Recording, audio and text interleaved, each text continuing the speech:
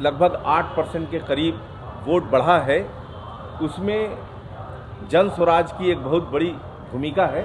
वो जो प्रवासी मजदूर हैं जो आ रहे हैं, उनको ये कहा गया कि आप उनकी वजह से ही यहाँ इस बार एक बहुत बड़ा चेंज आने वाला है, और वो जो आ रहे हैं छठ पूजा के बाद, वो छठ के बाद नहीं चले जाएंगे, वो अपने मत का अधिकार वोट दे करके ही जाएंगे। जिस मुद्दे पर आज इलेक्शन हो रहा है उसमें सबसे बड़ा मुद्दा पलायन का था, क्योंकि लोगों को ये समझ में है कि जो सरकार अभी है वो कुछ बदलाव नहीं ला सकती है, जो सरकार पहले रह चुकी है वो भी कुछ बदलाव नहीं ला सकती है। अगर बदलाव कुछ ला सकता है तो वो प्रशांत किशोर और जन स्वराज के लोग ही ला सकते हैं। जो इतना बड़ा जो मतदान का प्रतिशत बढ़ा है, इसका मूल मुद्दा यही रहा है कि नौजवानों ने, बेरोजगारों ने और बाहर पलायन करने वाले लोगों ने बड़े जोरदार ढंग से जन स्वराज को अपना मत दिया है। अभी जो इलेक्शन फर्स्ट फेज का हुआ है, उस फर्स्ट फेज के इलेक्शन में जिस तरीके से इलेक्शन ने पिछले तमाम रिकॉर्ड्स को तोड़ दिया है वोटिंग परसेंटेज में, उस वोटिंग परसेंटेज के लिए जो लगभग 8% के करीब वोट बढ़ा है, उसमें जन स्वराज की एक बहुत बड़ी भूमिका है। उस पर हम लोग बात करेंगे। आज हमारे साथ इसमें बात करने के लिए हमारे तरफ साथ सिद्ध जी हैं, सिद्धनाथ राय जी हैं, जो पूर्व विधायक हैं, वो हैं। सीनियर आईएएस हैं अरविंद सिंह जी, वो हैं। हमारे साथ विनय मिश्रा जी हैं, जो हमारे स्पोक्स पर्सन हैं, आईटीएन हैं, वो हैं। नीलिमा जी हैं, और पीछे हमारे सारे प्रवासी बैठे हैं। मिंटू जी जो यूके से आए हैं, उसके बगल में बैठे हुए हैं आलोक जी, जो वो खुद यूके से आए हैं, और कैप्टन साहब को तो आप लोग जानते हैं। ये सारे हमारे आज प्रेस कॉन्फ्रेंस में हैं। हम ये बताने के लिए कि ये जो लोग आपके हमारे पीछे नज़र आ रहे हैं, ये सारे लोग जन स्वराज के सूत्रधार प्रशांत किशोर जी से प्रभावित होकर के, सात समुंदर को लांघ करके, इनके जैसे करीब 200 से ज़्यादा प्रवासी जो हैं वो आए हैं डिफरेंट कंट्री से, अक्रॉस द कंट्री, जो सिर्फ इसलिए आए हैं कि वो यहाँ आ करके अपने मत का अधिकार करेंगे। और ये शुरू से जन स्वराज पार्टी, शुरू से हमारे सूत्रधार प्रशांत किशोर जी बार बार ये कह रहे थे कि जो प्रवासी मजदूर हैं, वो जो प्रवासी मजदूर हैं जो आ रहे हैं, उनको ये कहा गया कि आप उनकी वजह से ही यहाँ इस बार एक बहुत बड़ा चेंज आने वाला है, और वो जो आ रहे हैं छठ पूजा के बाद, वो छठ के बाद नहीं चले जाएंगे, वो अपने मत का अधिकार वोट दे करके ही जाएंगे।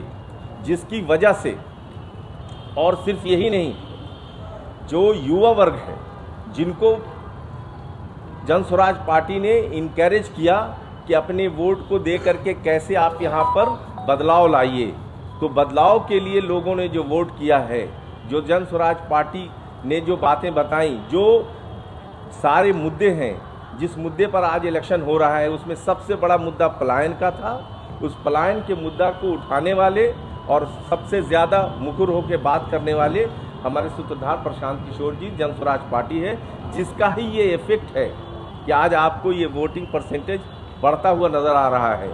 जिसमें बाकी डिटेल में कि ये परसेंटेज कहाँ कहाँ कैसे बढ़ा है, मैं इसके लिए सीनियर लीडर और आईएएस अधिकारी, पूर्व आईएएस अधिकारी अरविंद सिंह जी से रिक्वेस्ट करेंगे कि वो इसको डिटेल में बता दें। फर्स्ट फेज का इलेक्शन बहुत ही शांतिपूर्ण हुआ, और इसके लिए जन स्वराज सभी युवा मतदाताओं, सभी मतदाताओं को, और जो इस इलेक्शन के कार्य में लगे हुए हैं प्रशासनिक पदाधिकारी, इलेक्शन कमीशन, सभी को धन्यवाद देती है। जन स्वराज का ये कहना है कि ये इलेक्शन युवाओं के भविष्य के लिए, बिहार के भविष्य के लिए, जन स्वराज के भविष्य के लिए नहीं है। ये जन स्वराज के जो प्रणेता हैं वो बिहार के भविष्य बनाने के लिए आए हैं, और ख़ासकर जो पलायन रोकने और युवाओं को रोज़गार देने के लिए। तो आपने देखा होगा कि जो अभी इलेक्शन हुआ है उसमें सबसे ज़्यादा परसेंटेज यूथ का है और यूथ में लगभग 13% वृद्धि हुई है पिछले इलेक्शन से वोटिंग पैटर्न में।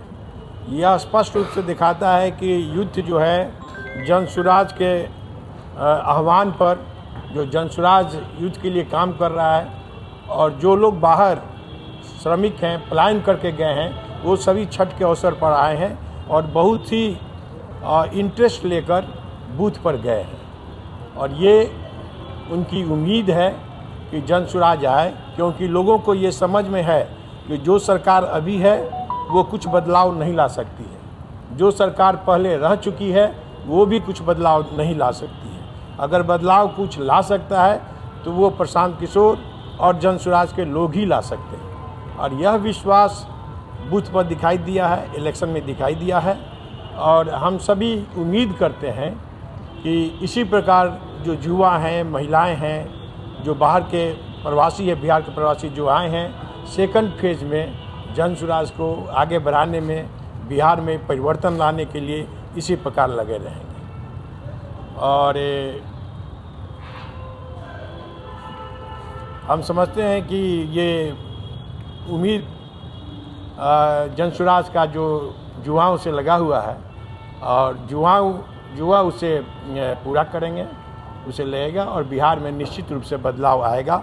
और जिस प्रकार का percentage of voting first phase में हुआ है, हम उम्मीद करते हैं कि नॉर्थ में जहां प्रशांत जी का पदयात्रा हुआ है वहां और अधिक इसका प्रभाव देखने को मिलेगा। तो जिस प्रकार ईश्वर कन-कन में है, हम समझते हैं कि जनसुराज युवाओं के मन में है। धन्यवाद। और अब हमारे साथी हैं, ये बहुत ही वरिष्ठ साथी हैं, पूर्व में विधायक भी रह चुके हैं और आरा के प्रभार में रहे हैं। श्री सिद्धनाथ राय जी पूर्व विधायक हैं, ये कुछ शब्द बोले।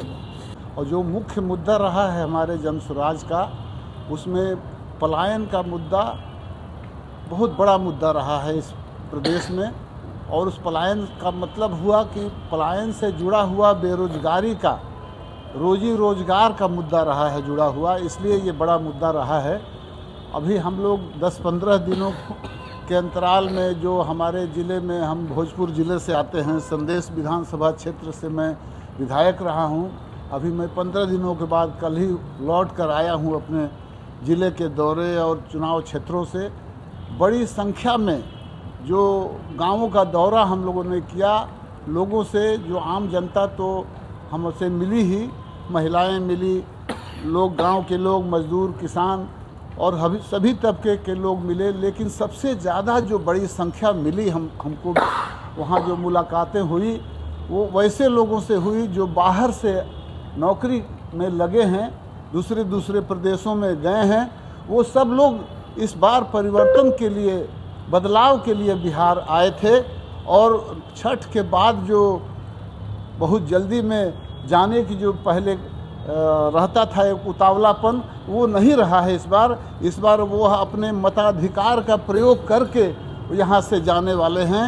यही कारण है कि जो हमारी जो मतदान की जो संख्या बढ़ी है, जो इतना बड़ा जो मतदान का प्रतिशत बढ़ा है, इसका मूल मुद्दा यही रहा है कि नौजवानों ने, बेरोजगारों ने और बाहर पलायन करने वाले लोगों ने बड़े ज़ोरदार ढंग से जनसुराज को अपना मत दिया है।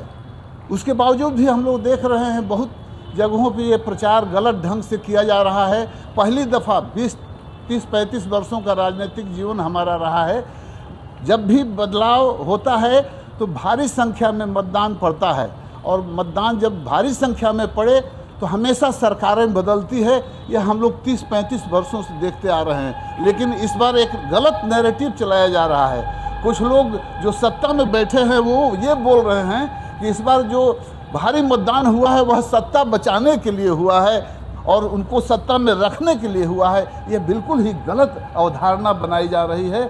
लेकिन बिहार की जनता, बिहार के लोग, बिहार के नौजवान, बिहार के जो लोग हैं, मजदूर वर्ग के जो लोग हैं, वह इस बात को खूब अच्छी तरीके से समझ रहे हैं। और ये पहला जो फेज का जो चुनाव हुआ है, इसके बाद जो दूसरा फेज का जो चुनाव होने जा रहा है, यह और भी मतदान प्रतिशत को बढ़ाएगा। इसलिए कि तमाम हमारे लोग, प्रवासी लोग आज जमकर बैठे हैं बिहार में, उत्तर बिहार के उन क्षेत्रों में जहां चुनाव होना है 11 तारीख को। आप देखेंगे इससे भी बड़ा मतदान की संख्या आपको देखने को मिलेगी। बहुत बहुत धन्यवाद।